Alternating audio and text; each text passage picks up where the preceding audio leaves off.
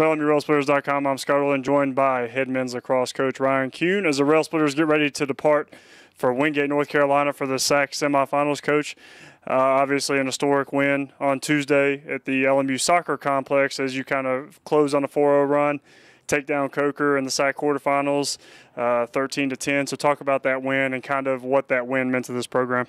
Obviously, it being the first playoff win, postseason win, was a huge thing.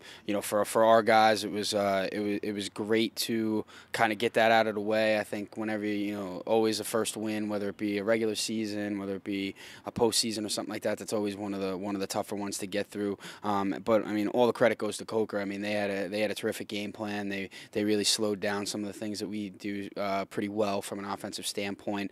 And they really took us kind of out of our game, at points during the game. So credit goes to them. They played a tremendous game, and we were very fortunate to come out with a win. But I think it's kind of like it was a sandwich game. I feel like we started off really strong and had a good start to the first quarter, and obviously closed pretty strong. And then kind of in the middle there, second and third quarter.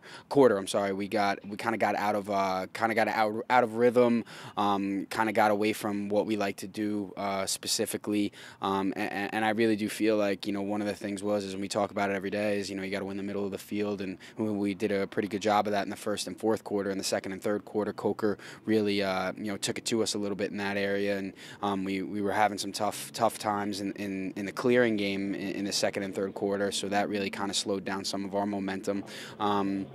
And just really too, it was a great comeback. It was a great comeback effort, and great fourth quarter to close it out. And it was done on the shoulders of some of our older guys. And I think a lot of credit goes to a guy like Mike Kessler for making some tremendous saves in transition to really kind of give some momentum back to us.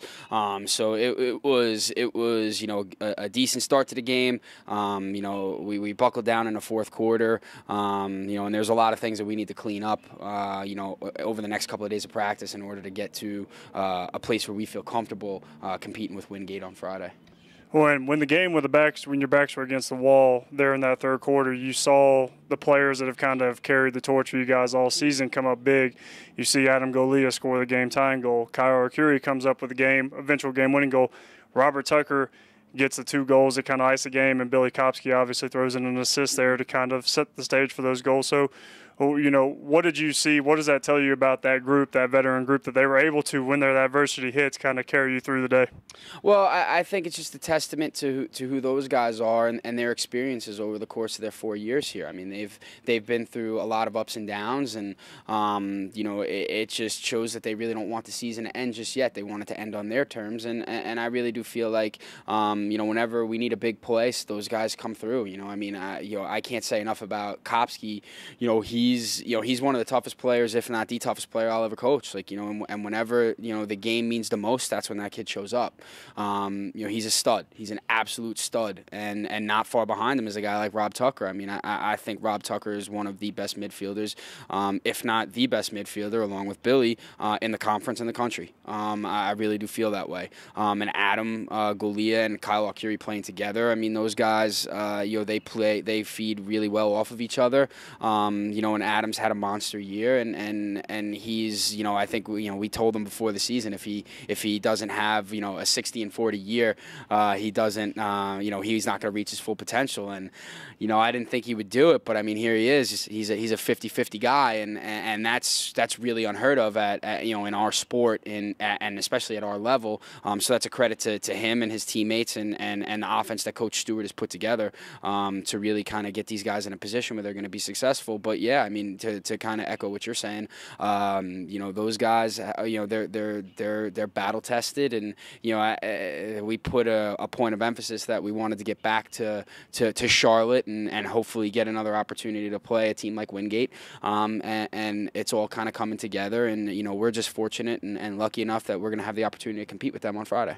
When you talked about that, looking on this Wingate series, we remember, of course, obviously when we played them during the regular season, a back-and-forth game, probably one of the more riveting games in terms of the drama that kind of unfolded through over the course of the game. But they get you 11-10 just in a one-goal game. So kind of what is this game going to look like a second time around when we saw how closely contested these two teams were all year? Well, to be honest, I think it's going to be very similar to what you saw in the regular season. Coach Boyle and his staff do a tremendous job. You know what you're going to get from them. They're disciplined. They're tough. They're going to come out and they're going to try and punch you in the mouth and try and bully you and use their strength and athleticism to kind of dictate the pace of the game.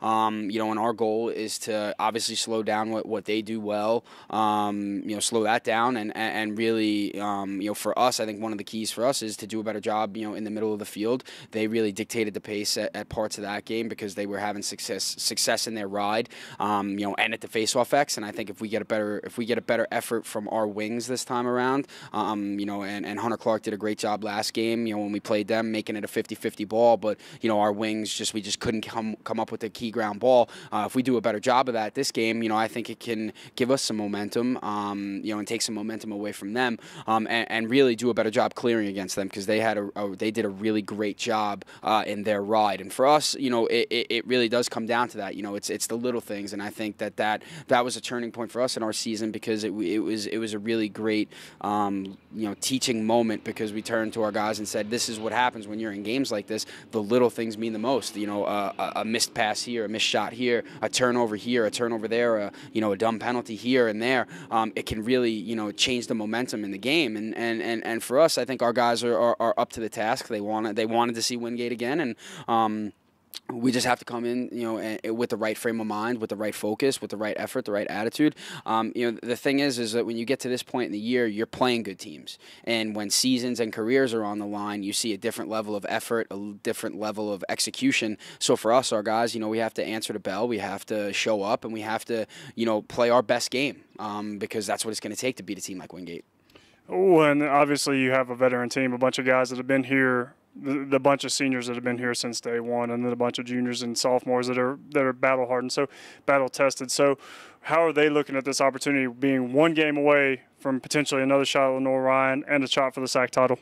We try to do our best as a coaching staff and myself.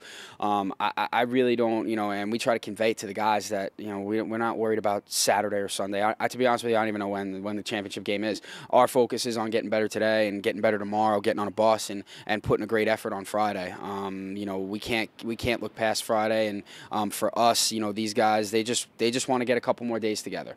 And I think that was the big thing that we kind of talked about after the game yesterday. Was that at this point you earn every extra day that you get. And, one of the best things about yesterday was that we earned a couple extra days with the guys. And, from my standpoint, I've been saying it all year. I'm not ready to say goodbye to the seniors. I know the rest of the coaches on staff aren't ready to say goodbye to the seniors. We truly love who they are. We love them. And we're not ready for this journey to end yet. If it ends, we want it to be on our terms, on nobody else's terms. The guys are focused. The guys are ready. We just have to execute, and we have to stick to the game plan. If we can do all those things and really tie together one of our better games of the year, it should be a great matchup. Well, Coach, best of luck and safe travels to Charlotte. Thank you so much. The LMU men's lacrosse team takes on Wingate on Friday at 1:30 in the SAC semifinals for a spot in the SAC title game for Ryan Kuhn. I'm Scott Erland, and this is LMUWrestlers.com.